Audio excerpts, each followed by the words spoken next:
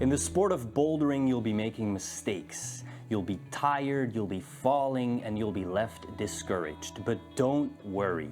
Failure is absolutely part of the deal. So in this video, I want to give you the tools to turn your early bouldering failures into moments of inspiration and motivation.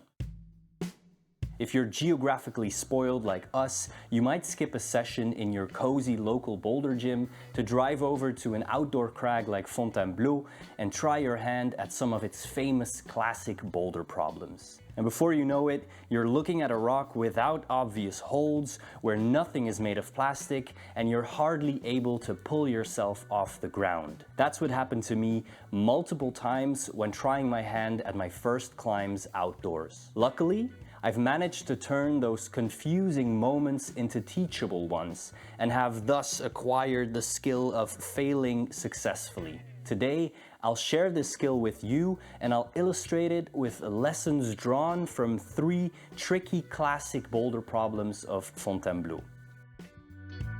First up is Marie-Rose, a classic boulder problem in Bas-Cuvier and the first 6A to have been put up in Fontainebleau in 1946. This problem begins on a deceptively polished foothold that has even surprised the likes of climbers like Adam Ondra.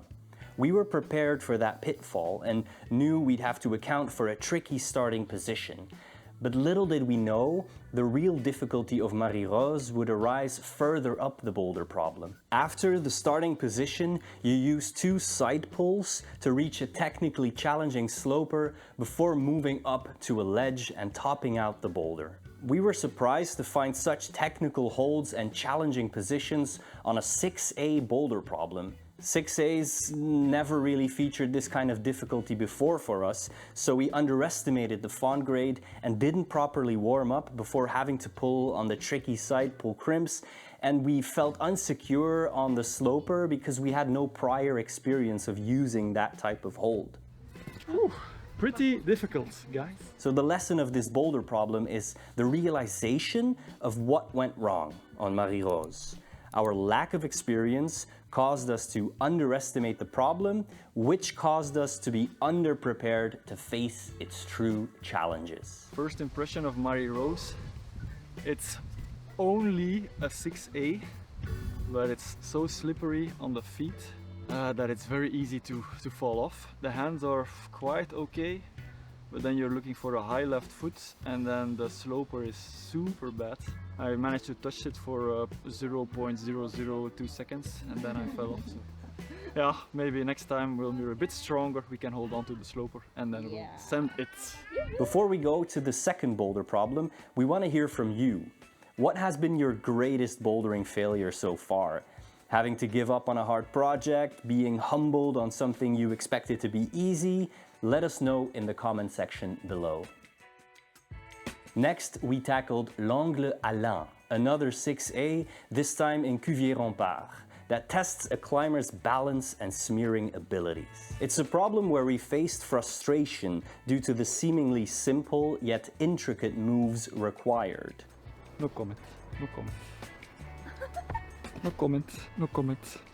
I'm in the zone, I'm in the zone. I don't see camera, no camera. We lacked experience once again, but this time with balance, which is crucial for this climb as it demands precise weight distribution. On top of that, not having soft enough shoes to smear comfortably made the problem much harder. L'angle Allain taught us the crucial role of appropriate gear, especially the right climbing shoes.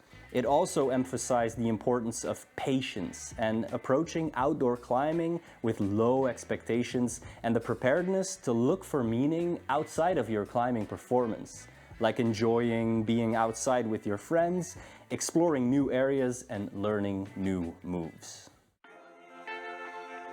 Lastly, we faced le Toit de cul de Chien, with its prominent roof and demanding moves. Toit de cul de Chien. Second time we try this. It's going to be very hard, but I know the beginning moves a bit now. This boulder problem is graded a lot higher at 7A, and it starts with a slab to put a high heel to reach a 2-finger pocket to make it to a final vertical face. We struggled to make the transition between the roof and the vertical face because we couldn't maintain the necessary core tension. Additionally, our finger strength wasn't up to par for holding the pocket, and Senna kept pushing hard and eventually even hurt his forearm. It's a little harder to pinpoint the positive flip side here since Senna got hurt, but one thing I did enjoy was filming each other and checking the footage together, which allowed us to fine-tune the movement and fix our strategies, turning the climb into a fun, analytical experience. It was an enjoyable and nerdy experience that enriched our understanding of the boulder problem. So I just tried Toit de Chien again. Now the heel stays. I got a tip from Sam to put out my right foot. That really helped to get some stabilization. Then I managed now for the first time to hold on to the left hand. And then I thought, oh, the right crimp will be good. That was not good. Luckily the heel stayed and I could match my feet. But then the dyno was super scary, so yeah. In conclusion, every failure on these boulders taught us something valuable, turning setbacks into stepping stones for improvement. We've learned not to underestimate lower grades in Fontainebleau, preparing and warming up thoroughly, considering the type of shoes you'll be wearing, practicing balance near arretes, being mindful of injury risks, and the value of analyzing footage. We left Fontainebleau after the trip with a bag of tricks that was larger and deeper than the one we arrived with. So merci Fontainebleau. And that's a wrap. Thanks for watching. Don't forget to like this video, subscribe to the channel for more, and there's no need to go anywhere else because you can just watch this video next. Click it or fail unsuccessfully.